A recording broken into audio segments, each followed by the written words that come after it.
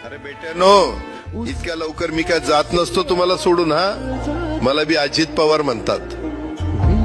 पण गऱ्यांनो, नियतीचा खेळ बघा. खरंच आज माझा हा प्रवास इथंच थांबतोय. मी नेहमी म्हणायचो राजकारण आपल्या जागी आहे, पण काम महत्वाचं. लोकांनी मला कामाचा माणूस म्हटलं, तीच माझ्या आयुष्याची सर्वात मोठी कमाई होती. आज निरोप घेताना मन खूप जड आहे, पण एक समाधान आहे की शेवटच्या श्वासापर्यंत मी तुमच्यासाठीच धावत होतो. मी तुम्हाला शब्द दिला होता, जोपर्यंत माझे हातपाय चालतात तोपर्यंत तुमचं भलं करण्यासाठी मी झटत राहील. नियती बघा कशी असते.